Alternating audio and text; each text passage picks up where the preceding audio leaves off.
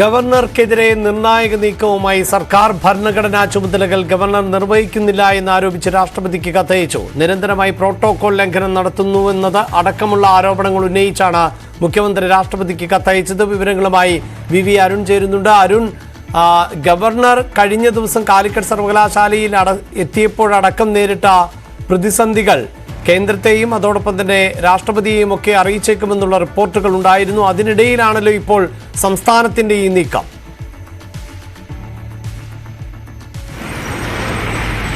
തീർച്ചയായും സംസ്ഥാന സർക്കാരിന്റെ ഒരു നിർണായക നീക്കമാണ് ഉണ്ടായത്. നേരത്തെ തന്നെ മുഖ്യമന്ത്രി പറഞ്ഞിരുന്നു, പ്രധാനമന്ത്രിക്ക് മാത്രമല്ല രാഷ്ട്രപതിയും ഇത്തരം കാര്യങ്ങൾ അറിയിക്കും. അതാണിപ്പോൾ മുഖ്യമന്ത്രി അറിയിച്ചിരിക്കുന്നത്. അതായത് ഗവർണർ ഭരണഘടനാപരമായ ഉത്തരവാദിത്വം നിർവഹിക്കുന്നില്ല, സംസ്ഥാന സർക്കാരിനെ പ്രതിസന്ധിയിലാക്കാൻ ശ്രമിക്കുന്നു, ക്രമസമാധാന നില തകരാറിലാക്കുന്നു. അതിന് കാരണമായി പറയുന്നത് പ്രോട്ടോകോൾ ലംഘനം നടത്തുകയാണ് ഗവർണർ പലപ്പോഴും ചെയ്യുന്നത്.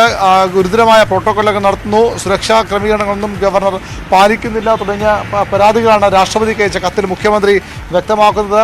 തിരുവനന്തപുരത്ത് ഇന്ന് മുഖ്യമന്ത്രിയുടെ നവകേരള സദസ്സിൻ്റെ ഭാഗമായുള്ള യോഗങ്ങൾ തുടരുകയാണ്. വലിയ സുരക്ഷാ ക്രമീകരണങ്ങൾ എല്ലായിടത്തും ഉണ്ട്. ഇന്ന് വാർത്താസമ്മേളനത്തിലും മുഖ്യമന്ത്രി ഇക്കാര്യം വ്യക്തമാക്കിയിരുന്നു. ഗവർണർ സംസ്ഥാനത്തെ ക്രമസമാധാന നില തകരാൻ ആഗ്രഹിക്കുന്നു, അതിനുവേണ്ട നടപടികൾ സ്വീകരിക്കുന്നു, അവരും പ്രതിപക്ഷവും യോജിച്ച ഇത്തരത്തിൽ നീങ്ങുന്നുണ്ടോ എന്ന സംശയവും മുഖ്യമന്ത്രി പ്രകടിപ്പിച്ചു. അതായത് ഇന്നലെ തിരുവനന്തപുരത്ത് നടന്ന അക്രമ സംഭവങ്ങൾ, പ്രതിപക്ഷ നേതാവ് അക്രമത്തിന് ആഹ്വാനം ചെയ്തതെല്ലാം ഇതിൻ്റെ ഭാഗമായി എന്ന വിലയിരുത്തലാണ് മുഖ്യമന്ത്രിക്ക് ഉള്ളത്. അതുകൊണ്ടുകൂടിയാണ് ഇപ്പോൾ ഈ ഇത്തരമൊരു കത്തയക്കുമ്പോഴും ആ നിലപാടിൽ മുഖ്യമന്ത്രി തുടരുന്നത്.